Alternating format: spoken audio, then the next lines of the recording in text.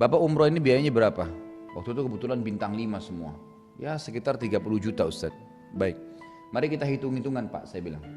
Coba kita hitungkan supaya Bapak bisa tahu bahwasanya itu tidak ada apa-apanya yang dikeluarin. Dan itu infak di jalan Allah. Serta haji dan umroh akan mendatangkan rezeki.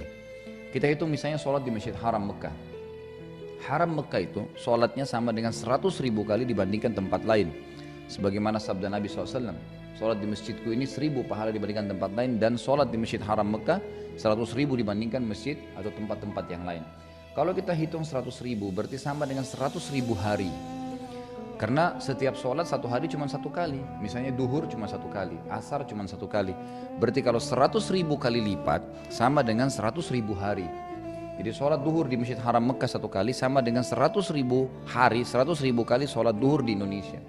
Kalau kita hitung 100.000 hari dibagi satu tahunnya 365 hari, itu akan keluar kurang lebih 297 tahun. 297. Jadi kalau kita sholat di Mekah satu kali duhur sama dengan 297 tahun sholat duhur di Indonesia atau di mana saja tempat lain di muka bumi ini. Itu kalau sholat sendiri. Kalau sholat berjamaah dikali 25 kali lipat, berarti 290 kali 25 itu bisa 6.000 tahun sekian. Jadi satu kali kita sholat duhur di Haram Mekah sama dengan 6.000 tahun sekian kalau berjamaah di negeri lain, gitu kan? Itu bukan hal yang ringan. 6.000 tahun, umur kita aja nggak mungkin sampai itu. Umur kita paling tinggi 60 tahun. Sebagaimana sabda Nabi SAW, umur umatku antara 60 sampai 70 dan sangat sedikit yang melampaui itu. Jadi luar biasa gitu. Belum lagi diangkat 27 derajat. Kata Ibnu Abbas radhiyallahu anhu, satu derajat ke derajat yang setelahnya adalah 500 tahun jaraknya.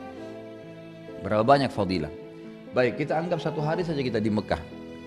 Kita mendapatkan sholat, satu sholat saja, duhur saja misalnya, atau asar saja, atau subuh saja, atau maghrib saja, atau isya saja, salah satunya. Kita dapat misalnya, kemudian kita keluar dari Mekah, sama dengan sholat berjamaah, sama dengan 6.000 tahun sholat di tempat lain. Kalau satu sholat saja kita bayar 30 juta, itu tetap nggak ada nilainya. Bagi saja 6.000 tahun, itu 6.000 tahun bukan waktu yang sedikit.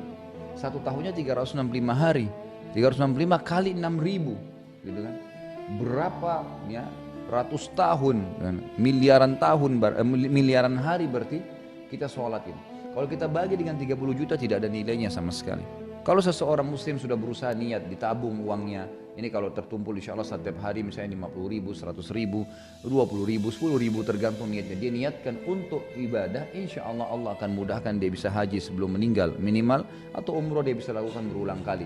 Maka ini termasuk yang membuka rezeki kita. Makanya pernah ada yang tanya saya, Ustaz, saya mau bersedekah dengan saya umroh, mana yang saya duhurkan? Saya katakan umroh, karena umroh akan membuka pintu rezeki dan nanti anda bisa sedekah juga setelah itu. Baik, saya punya utang, saya bayar utang dulu atau saya umroh dulu? Sementara saya tanya, utang anda ini anda yakin bisa bayar gak? Oh bisa Ustaz, cuma tunggu waktu saja. Ada satu sumber yang pasti saya temukan di akhir bulan misalnya dari gaji saya.